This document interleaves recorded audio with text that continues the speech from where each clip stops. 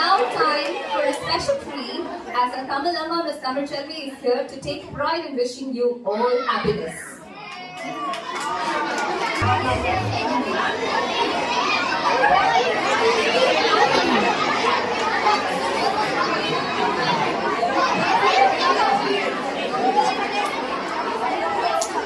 Children, எங்கள் அன்பு குழந்தைகளே, ஒவ்வொரு ஆண்டும் நவம்பர் மாதம் 14ஆம் தேதியை நாம் குழந்தைகள் தினமாக கொண்டாடி வருகின்றோம். சுதந்திர இந்தியாவின் முதல் பிரதம மந்திரியாக விளங்கியவர் ஜவஹர்லால் நேரு.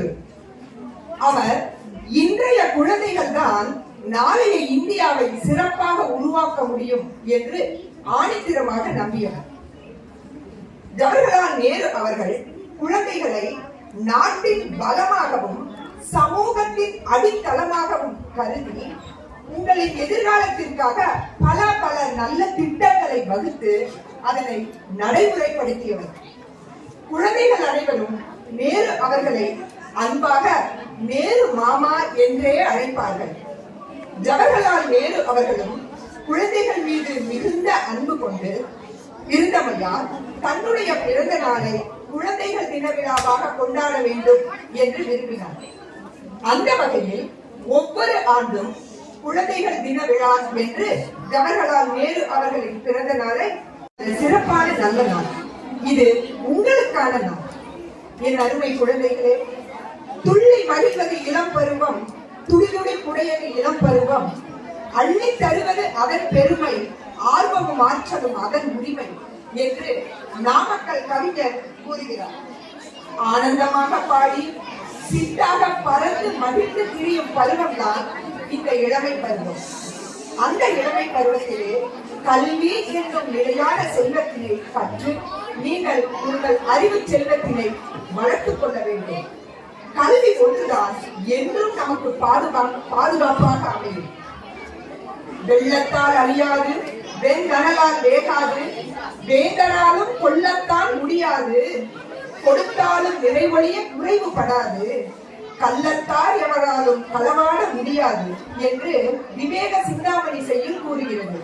இதன் பொருள் என்னவென்றால், கல்வியினால் நீங்கள் பெற்ற அறிவு செல்வத்தினை எந்த வெள்ளத்தாலும் அடித்துச் சென்றுவிட முடியாது, எந்த நெருப்பினாலும் நீங்கள் பெற்ற அறிவு செல்வத்தினை எரித்துவிட முடியாது. எவ்வளவு பெரிய அரசனாக இருந்தாலும் அவருடைய ஆணையினால், அதாவது அவருடைய கட்டளையினால் நீங்கள் கொண்டிருக்கும் அறிவு செல்வத்தினை பறித்துவிட முடியாது.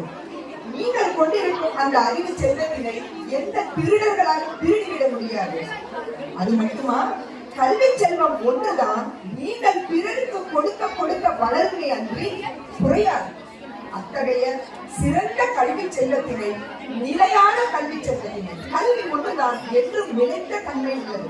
அத்தகைய நிலையான கல்வி செல்வத்தினை நீங்கள் பெற்று உங்கள் அறிவை வளர்த்துக் கொள்வதோடு ஒழுக்கம் என்ற நெறியை பின்பற்றி விட்டுக் கொடுத்தல், பெரியோரை மதித்தல், விடாமுயற்சி, நேர்மை, உண்மை பேசுதல் போன்ற நல்ல பண்புகளையும் இந்த இளம் வயதில் வளர்த்திக் கொள்ளுதல் மிக மிக அவசியம். மகன் தந்தைக்கு ஆற்றும் உதவி இவன் தந்தை என்னோற்றான் கொள் எனும் சொல் என்று வள்ளுவர் கூறுகிறார்.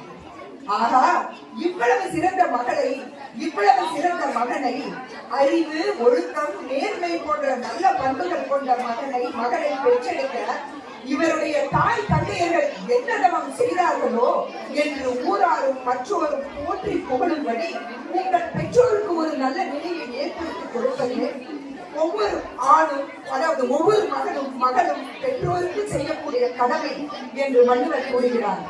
இந்த குழந்தையில் நின்று நீங்கள் பல சாதனைகளை புரிந்து வெற்றி மேல் வெற்றியை உங்கள் வாழ்வில் குவித்து பல்லாண்டு மகிழ்ச்சியோடு வாழ வேண்டும் என்று இந்த அழகான குழந்தைகள் தின நல்வாழ்வில் நல்ல நாளில் உங்களை வாழ்த்தி விடைபெறுகிறேன். நன்றி, வணக்கம்.